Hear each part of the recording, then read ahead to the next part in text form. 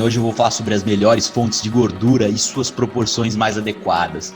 Como você pode otimizar sua dieta para torná-la mais nutritiva e assim você ter mais saciedade, mais energia e acertou, ser mais magro, mais saudável, como eu sempre falo, do processo de desenvolver o corpo mais bonito possível.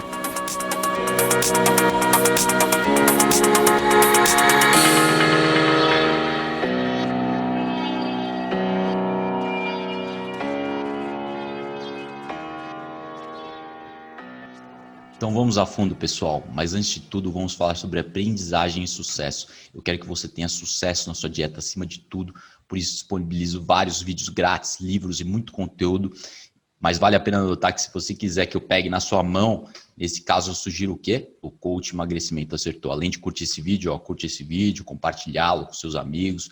Você pode clicar no link dele e fazer a consultoria de emagrecimento comigo para você ir além, buscar a saúde de emagrecimento que você nunca sonhou. Mas, novamente, se você quiser apenas ler meu material grátis, tudo que eu disponibilizo aí, clique no link desse vídeo para buscá-lo. Tá legal, pessoal?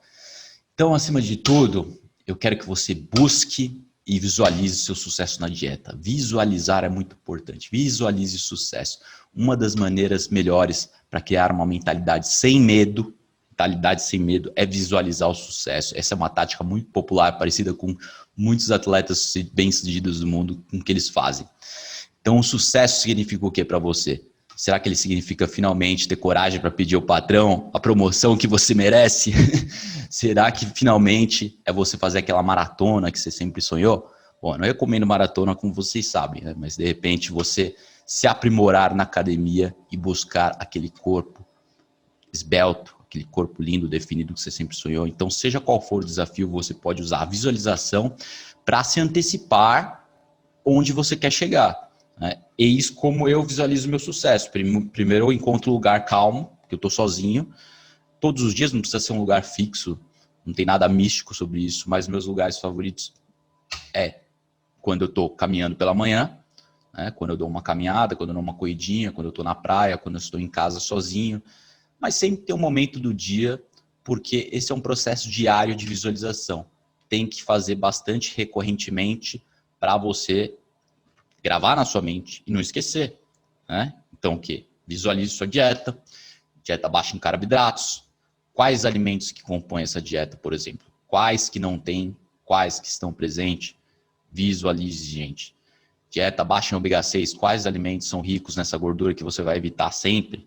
Quais não tem? Então, eu vou falar bastante sobre isso hoje, sobre a qualidade da gordura da dieta. Vários estudos interessantíssimos. Então, se você não definir, a moral da história é essa, você vai ficar perdido. Você tem que saber exatamente o que você está fazendo. Pode começar hoje. Cria uma meta de emagrecimento. Quantos quilos você quer emagrecer por dia? 300, 400, 500 gramas por dia? Esse é um erro muito comum que eu vejo as pessoas cometerem. Elas não sabem quanto elas querem emagrecer por dia, como é que elas vão emagrecer? Tem que saber, 300, 400 ou 500 gramas por dia. Se for menos que isso, é muito pouco, é próximo de zero. E provavelmente não vai dar resultado. Pense também quantos quilos você vai emagrecer para semana. Na semana, é 1 quilo, 2 quilos, 3 quilos, entendeu? Mas, se você não almejar a meta diária, a meta da semana não vai funcionar. Se você não emagrecer 300, 400 gramas por dia, você não vai perder 2 quilos por semana. Então, não adianta se esconder e ficar fugindo da balança. Se você fugir da balança, cara, daí você que está longe do seu sucesso. Daí você está longe da sua visualização, do monitoramento. Tem que ter um feedback constante. Quantas gramas de proteína você vai consumir por dia? Você tem que visualizar para alcançar o seu objetivo. 100, 120, 140 gramas. Quanto que você está se exercitando? Depende do quanto que você está fazendo. Se você estiver fazendo pouco exercício, aí seria em torno de 100 gramas. Se você está fazendo moderadamente, 120, 130. Se você está treinando muito, daí é 140 para mais. Então, lembre-se disso todo dia. Quantas gramas de carboidrato você está comendo também? Tem que saber quantas gramas de carboidrato você está comendo por dia. Você está comendo 50, 100, 150. Se você é um atleta, de repente você quer ficar mais próximo de 150. Se você é mais sedentário, daí você quer ficar numa faixa mais cetogênica, de 50 gramas, tradicional cetogênica. Então, quantos minutos você vai treinar por dia também? Você tem que definir o tempo. A atividade física é 40, 50 minutos, 1 hora. Também pense no máximo que você está disposto a ficar sem treinar. O máximo na semana. Para mim, São 0 dias, né? Para mim, quantas vezes eu vou ficar sem treinar na semana? Nenhum dia. Né? Um dia que eu vou fazer aeróbico forte e não vou treinar. Esse é o dia que eu não treino. Mas quantos dias da semana que eu estou disposto a ficar sem fazer exercício? Para mim, são 2, 3 dias no ano. Né? Agora, para você seria o quê? 1, 2 ou 3 dias da semana? Cada um tem uma faixa, cada um tem uma preferência, mas no mínimo isso. Se você não fizer 4 vezes na semana de exercício, daí você vai ficar longe do seu objetivo mesmo. Em alguns casos, a pessoa consegue emagrecer bastante, ter uma composição corporal incrível, mesmo sem se exercitar muito. Mas geralmente você precisa, principalmente o treinamento resistido de força, que é a musculação, é aquele exercício que vai te dar definição, que vai te dar músculo, vai fazer você queimar gordura e ter aquele corpo esbelto e definido que você nunca nem sonhou. Eu gosto de repetir essa palavra, porque realmente você vai se surpreender. Entendeu? É o corpo que você nunca viu, que você nunca imaginou que você poderia ter. Né? Então, se quiser, faça o coach emagrecimento também. Clica aí no link, faça consultoria comigo. Agora, outra coisa que eu posso sugerir para você. Você já baixou algum aplicativo de medição de calorias para acompanhar seus macros, né? Gordura, proteína, carboidrato. Não necessariamente ficar micromonitorando o tempo todo, mas para você ter uma noção, para você ter um feedback do que você está comendo diariamente. Então, o coach pode te ajudar muito nisso. Mas, dependente dele, eu vou falar sobre muitas outras coisas hoje. Os estudos muito sensacionais. Então, eu vou falar sobre estudo interessantíssimo, tanto surpreendente para quem não está acostumado com a ciência da dieta low carb.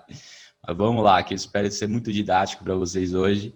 E por isso também eu quero falar de outros estudos além do estudo inicial. Vamos começar com esse. Aumento de carboidrato diminui a expectativa de vida dos animais C. elegans. O estudo, vou ler o nome do estudo para você. Aqui, ó, publicado no Jornal Científico, Cell Metabolism. Restrição de glicose aumenta a vida do C. elegans. Glucose restriction extends C. elegans lifespan by inducing mitochondrial respiration and oxidative stress. Então, são pequenos animais, né, animais cilíndricos de 1,5 milímetro de comprimento, muito usados nos estudos típicos de extensão de vida, com práticas de dietas distintas. Mas esse é um estudo incrível que mostrou o óbvio, né, que já foi replicado em outros, que é o aumento da captação da glicose celular, que é um conceito fundamental no tratamento não só de diabetes tipo 2, como no aumento da expectativa de vida. Então, basicamente, você restringe as calorias, restringe o carboidrato, né, principalmente o carboidrato, e você constata um aumento de expectativa de vida em diversos animais. São ratos, são macacos, nesse caso são esses animais cilíndricos pequenos de 1 milímetro, chamados C. elegans, beleza? Então, o que acontece é uma melhora da sensibilidade à insulina desses animais, que é um medidor de saúde metabólica, e melhora de todos os parâmetros de saúde, basicamente, mas estende a vida. Mas é que esse estudo mostrou que aumento da disponibilidade de glicose diminui a expectativa de vida desses animais C. elegans. Mas não é só esse estudo, como eu falei. Por exemplo, a dieta cetogênica foi testada por alguns pesquisadores, como a Megan Roberts, onde a indução da cetose ao longo da vida dos ratos resultou em um aumento de 14% da expectativa de vida deles. Isso mesmo, viveram 14% mais, similar ao que alcançariam com a restrição calórica. Ou seja, não foi preciso induzir a restrição calórica para aumentar a expectativa de vida dos ratos. Basta você restringir o quê? A glicose, o carboidrato. Também tentaram replicar esse estudo no Instituto Hopkins de Ciência Clínica. E o que eles fizeram? Eles colocaram os ratos numa dieta cetogênica cíclica, aquela em que metade do tempo eles estão consumindo uma dieta cetogênica tradicional, como o da Megan Roberts, e a outra metade do tempo estão seguindo uma dieta alta em carboidrato mista, né? Pelo menos mista, não é hipercalórica dieta, uma dieta isocalórica, equilibrada em calorias, mas mista em carboidrato. Então, basicamente, os ratos ficavam 15 dias na low carb cetogênica, 15 dias na dieta mista. E descobriram também, constataram esse aumento de 14% na expectativa de vida dos ratos, que é incrível. Isso que ainda, as características dos alimentos ainda não foram otimizadas. Então, não teve nada como atividade física otimizada, suplementos otimizados, nutrientes otimizados, o óleo ainda é óleo vegetal processado. Então, assim, tinha muitas coisas que poderiam ser melhoradas. Independente disso eles alcançaram esse marco aí de 14%, impressionante. Então, voltando aqui para o estudo em pauta do jornal científico Cell Metabolism, do C. elegans, que é uma espécie de reumatoide, cerca de 1 milímetro de comprimento, muito pequenininho, quase microscópico, né? Um nematóide, que é um filo de animais cilíndricos espetacularmente alongados. Então, eles são que nem uma minhoca, basicamente, de 1 milímetro. E o resultado do estudo foi aumento da expectativa desses bichos com a restrição de carboidrato. Então, vou ler aqui o estudo para vocês. Resultado do estudo com C. elegans. Enquanto o metabolismo da glicose reprimido estende a expectativa de vida, induzindo a respiração mitocondrial, pois, obviamente, a low carb melhora as mitocôndrias, a produção de novas mitocôndrias, a interrupção da enzima AAK2, que é um homólogo da MPK, a enzima MPK é uma enzima da longevidade que eu sempre falo. Então, o consumo de carboidrato impede a extensão do tempo de vida desses animais devido ao que? A glicólise prejudicada, ou seja, a glicose elevada. Isso, obviamente, através do consumo de carboidratos que reprime as enzimas AMPK da longevidade. Ou seja, você baixa o carboidrato, você aumenta a MPK, enzima da longevidade. Você sobe o carboidrato, você diminui a MPK. Você sobe o carboidrato, você diminui a biogênese mitocondrial, que é a criação de novas mitocôndrias, as usinas de energia das suas células. Você diminui o carboidrato, você aumenta as mitocôndrias, você diminui as mitocôndrias. Então, assim, tudo de bom quando você induz a low carb nos bichinhos. E depois eu vou falar sobre outros estudos interessantes sobre antioxidantes, o que eles podem estar prejudicando, às vezes mais prejudicando do que favorecendo a sua dieta. Beleza? Mas o curioso, esse estudo que a disponibilidade reduzida de glicose promove a formação de espécies reativas de oxigênio, que eu sempre falo. No entanto, a produção dessas espécies reativas de oxigênio, o ROS, que se chama, é na dose certa. Então, nem sempre é ruim o aumento das espécies reativas de oxigênio. Nesse caso, é positivo. Então, embora o excesso de produtos finais de glicação avançada no sangue sejam extremamente prejudiciais, né, aqueles que são alcançados por um estado de glicemia alta, alto carboidrato, quantidades moderadas de estresse induzem a atividade da enzima antioxidante catalase, enzima antioxidante, e, portanto, aumenta a resistência ao estresse oxidativo e aumenta as taxas de sobrevivência. Então, espécies reativas de oxigênio alto diminuem a expectativa de vida. Agora, a produção de espécies reativas de oxigênio na quantidade certa induzem a biogênese mitocondrial, a criação de novas mitocôndrias, que são usinas de energia das suas células, mais produção de energia. Então, é tudo questão de equilíbrio. Estudo fornece evidências diretas para um conceito que é tão hipotético, chamado hormese. Até então, hipotético, né? Hormese mitocondrial, ou a tão chamada biogênese mitocondrial, através de um estímulo hormético adaptativo. Então, esse conceito de hormese tem sido evidenciado na ciência, bastante retratado, bastante constatado. Então, não é nada novo, mas na época era hipotético, né? Então, veja bem, para o choque de muitos, né, esse tratamento de nematóides com diferentes antioxidantes e vitaminas evita o aumento da expectativa de vida. Então, antioxidantes, resumidamente, consumidos nos horários errados, podem prejudicar a saúde. Logo, em resumo para vocês, esses dados novamente indicam que a restrição de glicose promove o metabolismo mitocondrial, melhora as mitocôndrias, causando a formação de ROS, espécies reativas de oxigênio, para aumentar as mitocôndrias. Só que isso acontece sem os nutrientes, os antioxidantes. Sem os antioxidantes. Os antioxidantes bloquearam as adaptações horméticas do exercício, bloquearam a biogênese mitocondrial, diminuíram a produção de espécies reativas favoráveis para essa adaptação. Entendeu? Então, resumindo, o que eu sempre falo, você precisa consumir os nutrientes, né, aqui alguns exemplos de suplementos antioxidantes, nos horários certos, de preferência com 3 horas de intervalo, 12 exercícios, 3 horas antes ou 3 horas depois, mais de 3 horas, no mínimo 3 horas. Entendeu? Assim você impede que esses antioxidantes, vitaminas, atrapalhem as adaptações fisiológicas favoráveis dos exercícios. Então, já que estamos falando sobre isso, vamos aproveitar para mergulhar em outro estudo, né? Dessa vez estudo com humanos, não minhocas. Então, vou ler o nome do estudo aqui para vocês. O estudo se chama Antioxidantes previnem os efeitos de promoção de saúde da atividade física, é o que eu estou falando. Então, antioxidants prevent health-promoting effects of physical exercise in humans. Então, foi publicado no National Academy of Science of the United States, né, na Academia Nacional de Ciência dos Estados Unidos, foi onde foi publicado esse estudo. Então, basicamente, o exercício também aumentou a formação dessas espécies reativas de oxigênio de uma forma favorável, mas os antioxidantes bloquearam essas adaptações. Os antioxidantes sintéticos excessivos impedem boa parte da formação dessas espécies reativas de oxigênio necessárias para a biogênese mitocondrial. Então, resistência à insulina no tecido adiposo é outra coisa que é bom, porque a sensibilidade à insulina no tecido adiposo faz o tecido expandir, né, os adipócitos, o excesso de gordura, a hipertrofia das células de gordura, tudo isso é evitado com a atividade física e com as gorduras certas, né, principalmente o ácido esteárico, que aumenta a resistência à insulina no tecido adiposo, que é bom, né, que impede o crescimento das células de gordura, impede também, aliás, favorece a criação das mitocôndrias. Então, ácido esteárico da gordura animal, manteiga, óleo de coco não é rico em ácido esteárico, mas também é baixo em ácido ômega 6, linoleico, que é bom.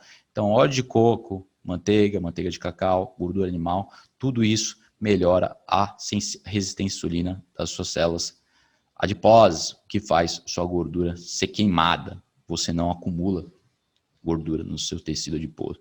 Então, os antioxidantes são amplamente usados como suplementos, né? Todo mundo conhece, vitamina C, ó, zinco, vitamina E. Então, mas os pesquisadores não sabiam exatamente se eles afetam os efeitos do exercício na promoção de saúde. Por isso, esse estudo que eu citei agora, entre outros mais recentes, elucidam bem essa questão. Nesse caso, foram testados os efeitos de uma combinação de vitamina C de 1 grama por dia e vitamina E de 400, que é a dose de hora recomendada, né? Testaram essas quantidades na sensibilidade à insulina do corpo em geral, que sensibilidade à insulina no corpo é bom, ao contrário de sensibilidade à insulina no tecido adiposo, que é ruim. E foi medido isso através da infusão de glicose, que é o GRI, medida comum nos estudos, durante uma dose hiperinsulinêmica e hiperglicêmica, né, uma dose alta de carboidrato, em indivíduos que não foram treinados anteriormente.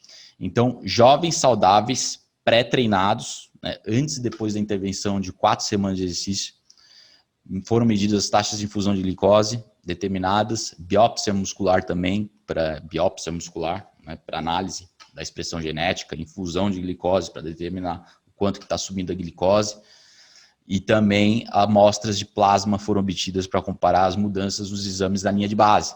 Então, amostra do sangue para ver o que aconteceu com essas vitaminas no efeito do exercício, né? O quanto que essas vitaminas prejudicaram o exercício, prejudicariam ou melhorariam, no caso, piorou.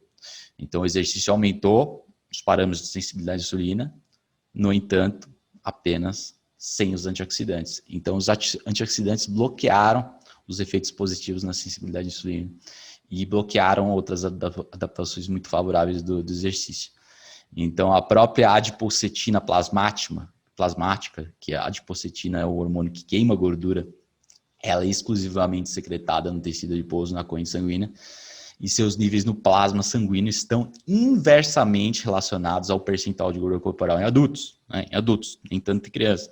Ou seja, quanto mais adipocetina, mais você queima gordura, quanto menos você queima gordura. Então, essas mudanças positivas na taxa de evasão de glicose, no aumento desse hormônio que queima gordura, adipocetina, ocorreram apenas na ausência de antioxidantes em indivíduos previamente treinados ou não, entendeu? Então, indivíduos que já costumavam fazer exercício, passaram a fazer exercício, ou aqueles que começaram a fazer exercício no período de intervenção dos estudos, em ambos os casos, as adaptações foram prejudicadas pelos antioxidantes. Então, vou ler o resultado do estudo para vocês. Aqui, ó, estudos antioxidantes que impedem as adaptações favoráveis. Isso foi acompanhado, né, pelo aumento da expressão de reguladores de transcrições sensíveis de espécies reativas de oxigênio, os ROS. Então, a sensibilidade à insulina e a capacidade de defesa dos ROS foi melhorada apenas na ausência de antioxidantes. E, além disso, as enzimas anti-envelhecimento, né, a MPK e os medidores moleculares de defesa endógeno de espécie reativa de oxigênio, superóxido de dismutase, glutationa peroxidase, que são as enzimas mestres desintoxicantes do corpo. Então, todas essas enzimas desintoxicantes, que são extremamente saudáveis, foram induzidas através do exercício o quê? Apenas sem os antioxidantes, porque os antioxidantes também bloquearam as adaptações favoráveis nessas enzimas da longevidade, essas enzimas antioxidantes. Né? Os antioxidantes bloquearam essas enzimas, bloquearam as adaptações das mitocôndrias. Então, realmente, os antioxidantes são bem deletérios se forem consumidos em excesso na hora errada. Muito contrário do que muita gente pensa. Por isso que é sempre importante questionar verdades que são vistas e tomadas como absolutas, que na verdade não são nada absolutas, porque a ciência é um processo em evolução. Né? Quando temos estudos suficientes de certo tópico, algumas coisas são inquestionáveis, coisas são fincadas, porque a ciência comprovou repetidamente, né? Como os efeitos da low carb são incrivelmente benéficos, já são constantemente demonstrados nos estudos. Agora, outros conceitos, premissas que são erradas, né? Que são dadas como verdadeiras, que na verdade muitas vezes não são. Então, à luz da ciência, novas evidências, tudo muda, beleza?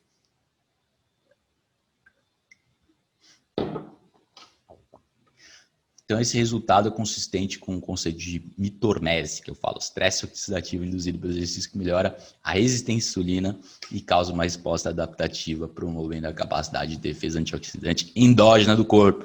Então, exercício sem antioxidante melhora os sistemas de antioxidantes internos do corpo, né? Glutationa, superóxido de dismutase. E a suplementação de antioxidantes pode impedir esse efeito em humanos se consumido no horário errado.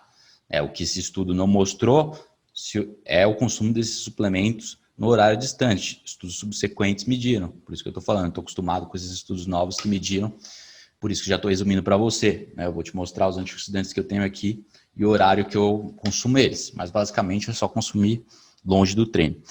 Então, para vocês entenderem melhor o conceito de gordura saturada, né, esse é o tópico de outro estudo, é o terceiro tópico de hoje, o efeito da gordura saturada e a diferença do seu efeito metabólico de cada uma das gorduras, seja saturada ou monoinsaturada. Então, eu pretendo falar sobre a dieta do croissant.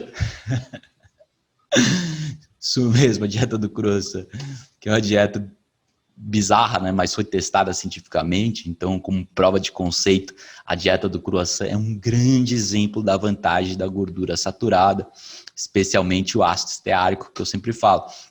Então, o croissant foi testado nos participantes do estudo com manteiga ou com margarina.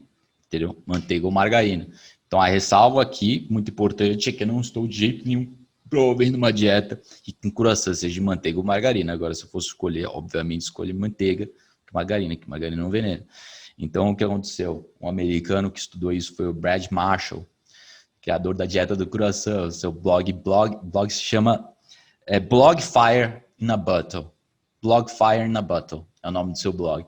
Então, eu escutei suas entrevistas incríveis. A última mais recente foi com o Paul Saladino da dieta carnívora, um médico carnívoro, e ele fala todas essas permutações, todas essas vertentes de consumo de gordura num contexto constante de glicose, num contexto low carb, enfim, testando gorduras diferentes, seus impactos na saúde e no metabolismo. Agora, o Brad é levemente obcecado por comida, né? Então, sua história é bem interessante, né? Seu trabalho se concentra em tentar colocar as ideias atuais sobre dietas, inclusive cetogênica, carnívora, como eu falei, na estrutura de padrões dietéticos tradicionais. Ou seja, ele está tentando explorar as dietas tradicionais e ver o que das dietas modernas pode ser mantido e o que tem que ser excluído. Então, uma coisa óbvia que tem que ser excluída é o ômega 6 e o carboidrato refinado, todo mundo sabe. Mas tem elementos da dieta tradicional que não são tão ruins assim, como a manteiga, como o queijo, como a carne. Então, outro fator que eu achei importante sobre o Brad é que ele é o fundador da empresa Firebrand Meats, né? Então, ele se dedica na produção sustentável de carne, suínos, mais especificamente aves, criados a pasto, criado numa alimentação natural, isso que eu quis dizer. Então, é uma dieta que proporciona baixas quantidades menos concentradas de ômega 6 no seu tecido adiposo. Então, a gordura desses animais é mais baixa em ácido linoleico, é mais baixo em gordura ômega 6 altamente prejudicial. Então, só para vocês imaginarem, para vocês entenderem. Gordura ômega 6 no tecido adiposo do suíno nos Estados Unidos e das aves, das galinhas, é em torno de 15%. Né? Então, as galinhas podem chegar a 18% e o suíno 12%, 13%, 14%. Mais uma alimentação saudável, uma alimentação menos hipercalórica e com menos sementes, óleos de sementes processados. E são essas sementes que são ricas em óleo, mas principalmente os óleos de semente processados, que são gorduras extraterrestres, que vieram de outro planeta, praticamente precisa de uma técnica de processamento para extrair essa gordura de um jeito que o ser humano nunca foi capaz. Então são gorduras novas na dieta humana, animal, então adoece qualquer animal, basicamente, esse ômega 6 enriquece seus tecidos nesse ácido PUFA, né, que é o ácido linoleico. Então aumenta muito isso não só a gordura, mas a concentração mesmo. Eles fazem porcos geneticamente modificados para não serem gordos, para não serem uma carne tão rica assim em gordura, mas ao mesmo tempo a concentração de ômega 6 é mais alta. Então, enfim, o que eu achei incrível é que ele estuda bastante essa concentração de ômega 6 nos suínos e no bovino e no frango também. Agora, o bovino é naturalmente baixo, né? E mesmo se ele comer grãos no final, antes de ser abatido, as taxas de ômega 6 são baixas no suíno. Por isso que a carne de vaca é uma das melhores carnes, mais nutritivas, mais completas e mais seguras. Agora, o estudo do croissant, que ele aborda bastante no seu site, nas suas entrevistas, que é o tema de hoje, né, que eu vou falar aqui. Qual é o nome do estudo? Vou ler o nome do estudo aí para você. Ele publicou um artigo top no seu blog, né, sobre esse estudo espanhol aí do croissant. Então, o estudo do croissant espanhol é intitulado Distinctive Postprandial Modulation of B cells Function and Insulin Sensitivity by the Dietary Fats, Monosaturated Fats Compared with Saturated Fatty Acids. Foi publicado no American Journal of Clinical Nutrition, um prestigioso jornal americano. American Journal of Clinical Nutrition. Então, basicamente, compararam a gordura monoinsaturada e a gordura saturada, também a polissaturada. Então, os três tipos de gordura, em medidores de sensibilidade à insulina e também na função beta, das células beta do pâncreas, assim como essas observações feitas com o consumo de gordura, observações muito interessantes, resultados incríveis. Então, o que esse estudo espanhol averigou? Então, eles procuraram determinar se a homeostase pós-prandial de glicose, né, a glicose que eu queria falar, é modulada distintamente por refeições ricas em ácidos graxos distintos. Então, é saturado, monoinsaturado ou poliinsaturado, qual é o efeito dessas gorduras na glicemia e também nos triglicéridos hepáticos, no colesterol ruim. Né? Então, são os resultados metabólicos de cada gordura.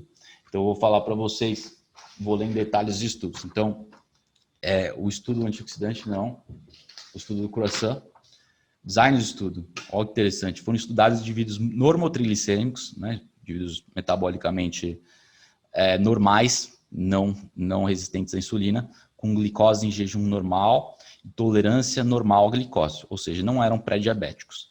Né, e foram coletadas amostras de sangue durante 8 horas após a ingestão de uma refeição teste de tolerância à glicose e tolerância a triglicerídeos. Então, deram croissant para eles e observaram as mudanças no sangue ao longo de 8 horas. Um croissant ou com manteiga ou croissant com margarina. Então, foram vários padrões de consumo de gordura. Croissant com vários tipos de gordura. Margarina, manteiga, óleo de coco não, ou azeite. Então, foram 5 padrões diferentes de gordura que eles observaram. Agora, a glicose foi constante. O tamanho do croissant foi o mesmo, foi igual. Então, as refeições tiveram as mesmas calorias, óbvio. Você tem que padronizar tudo na ciência, senão não faz sentido. Então, as refeições ricas em gordura aumentaram as concentrações pós-prandiais de insulina, triglicerídeos e ácidos graxos livres. E aumentaram a função das células beta pós-prandiais enquanto diminuiu a sensibilidade à insulina. Significa o quê? Que, obviamente, você consumiu essas gorduras com carboidrato e subiu tudo. Subiu o triglicérides, subiu ácidos graxos livres, subiu a insulina, subiu a glicose. Então, algumas coisas são boas, outras coisas nem tanto, né? É um consumo calórico. Então, a curto prazo, você gera um pouco aí de resistência à insulina sobe demais, glicose sobe demais. Isso é óbvio. Mas esse não é o ponto, porque isso é óbvio. O ponto do estudo é o seguinte. Então, os resultados mostraram o quê? Que as refeições ricas em gorduras aumentaram as concentrações pós-prandiais de insulina, triglicérides e ácidos graxos que eu falei. Essas coisas já foram observadas, que é óbvio, né? Porque consumir uma combinação rica em caloria, então, normalmente o carboidrato com croissant vai aumentar, vai causar umas alterações desfavoráveis. Então, tudo isso foi observado mais em detalhes com modelos empíricos insulinêmicos, a avaliação de modelo homeostático de resistência à insulina, né, que é o modelo homeostático mais usado para observar a resistência à insulina, a curva glicêmica também, né, sobre a área sobre a curva glicêmica. Entretanto, né, o que chamou muita atenção são os resultados chocantes, que é a moral da história, é uma das conclusões, porque tem várias conclusões. A conclusão mais importante, na minha opinião, foi que a sensibilidade à gordura monoinsaturada diminuiu a queima de gordura com relação à gordura saturada. Então, a gordura saturada resultou em uma maior queima de gordura. Pense nisso. Manteiga proporcionou resultados superiores. Manteiga de cacau, manteiga normal, resultados superiores na queima de gordura. E com relação à gordura monoinsaturada do azeite e a gordura poliinsaturada, óleo de soja, óleo de algodão, canola, essas porcarias. Então, a hipertrofia do tecido adiposo foi mais preponderante com o óleo PUFA, o óleo ômega 6, e menos com a gordura saturada. Então, a gordura monoinsaturada do azeite não foi a pior, foi intermediária, e os óleos processados de cozinha foram muito piores. Então, se você olhar a situação 180 minutos depois, ó, tem aqui o gráfico, 8 horas. Né? Então, vou mostrar aqui pela primeira vez vocês a curva insulinêmica do gráfico, curva de triglicérides e curva de ácidos graxos, ao longo de 8 horas. 8 horas. 8 horas. Então, o que aconteceu? A glicose no sangue voltou ao nível anterior das refeições. Isso aqui é a curva de insulina parecida com a curva de glicose. Então, em todos os padrões de consumo de gordura, a glicose baixou depois de 3 horas. Mas no grupo que comeu a refeição rica em manteiga, a resistência à insulina do tecido adiposo foi mais elevada, o que é bom. Como eu falei, resistência à insulina no tecido adiposo impede o seu crescimento, o seu acúmulo de gordura. Mas a sensibilidade à insulina no tecido adiposo aumenta a hipertrofia dos adipócitos. Então, aumenta a gordura. Então, essa resistência à insulina foi aumentada com a manteiga e a sensibilidade à insulina foi aumentada com o óleo vegetal. Né? Isso é demonstrado pelos níveis de triglicérides. Níveis de triglicérides, níveis de ácidos graxos ficaram elevados após horas com a manteiga. A manteiga é o quadradinho e essas são as outras gorduras. Então, a manteiga manteve o nível de ácidos graxos elevados ao longo de horas, triglicérides também elevado, só baixou depois de 8 horas. Isso significa o quê? Que a gordura estava no sangue e não no tecido adiposo. Já as outras gorduras ruins, né, se manteram baixas no sangue porque estavam onde? Presas no tecido de gordura. Então, tudo foi acumulado no tecido de gordura. Então, a insulina é menos incapaz de interromper a queima de gordura nesse grupo, no grupo das gorduras ruins, entendeu? Mesmo depois de 8 horas de refeição, os ácidos graxos permaneceram mais estocados nas células de gordura, no caso das gorduras ruins, como eu falei. Então, não estavam no sangue, mas estavam presas na gordura. Então, o grupo da manteiga, 3 horas após a refeição, as células tiveram acesso à mesma quantidade de energia que antes da refeição. Né? Então, aqui você tem insulina baixando, ácidos graxos, 3 horas depois, aqui, 3 horas depois do consumo, se manteve elevado. Após 8 horas de consumo, já estavam mais baixos, mas ainda estiveram bem mais alto que as outras gorduras. Significa o quê? Menos fome. Então, menos fome e mais gordura no sangue, que iguala a menos gordura estocada na barriga. Então, todos os outros grupos, 120 minutos, 180 minutos de croissant, com azeite ou gordura vegetal processada, a glicose voltou aos níveis pré-refeição, mas a gordura livre no sangue ficou mais baixa com a manteiga Então, ficaram mais baixo do que com a manteiga, né? Com a manteiga ficou mais elevado, o que significa que a manteiga queimou mais gordura. Então, esse caso, o óleo ômega 6 e o azeite, por estarem mais baixo no sangue, significa que após 3 horas de consumo desse croissant com óleo vegetal, havia menos energia disponível para as células do que antes da refeição ser ingerida. Então, a gordura foi estocada no tecido adiposo, gordura processada ômega 6 e o azeite também em menor grau, e menos ficou disponibilidade no sangue para energia. Então, você tem menos energia, mais fome. Então, esses níveis elevados de triglicéridos aqui e ácidos graxos são associados a uma redução do apetite, porque a gordura está no sangue para ser queimada com energia, não está estocada na gordura. Quando está estocada na gordura, você não consegue utilizá-la para a produção de energia. Então, quando ele está no sangue, significa que você está tendo bastante energia, bastante saciedade. Então, está sendo usado para ATP nas mitocôndrias. Então, as mitocôndrias estão utilizando essa gordura para você queimar energia e ficar bem fisicamente, mentalmente, ao contrário da gordura poliinsaturada que fica estocada aí no tecido de gordura e causa um monte de problema, beleza? Então, é incrível esse estudo. Energia estocada na barriga, com essa gordura ruim.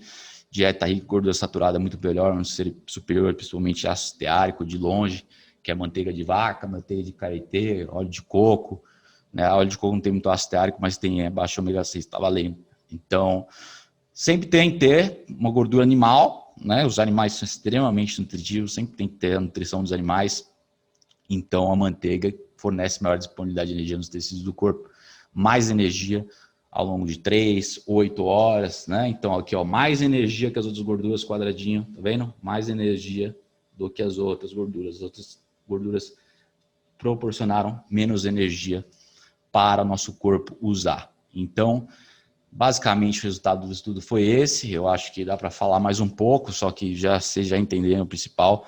Pessoas que comem mais gordura insaturada, como óleo vegetal de soja, canola, algodão, girassol, essas porcarias, os triglicérides ficam mais baixos a princípio, mas em geral os triglicéridos do sangue sobem. O que é importante notar a diferença entre triglicérides pós-prandial e triglicérides em jejum. Então, a medida de referência dos exames é o triglicérides de jejum. Então, o triglicérides em jejum é muito importante que seja baixo. Então, a dieta low carb vai reduzir seus triglicérides. Agora, essa gordura processada, e a dieta carboidrato, vai aumentar seus triglicérides em jejum. Então, triglicérides alto entope suas artérias, causa rompimento das artérias e inflamação tópica, beleza? Então, no grupo de estruturação intermediária, o óleo de coco, o azeite, aliás, as coisas não foram tão ruins quanto no caso da gordura poliinsaturada.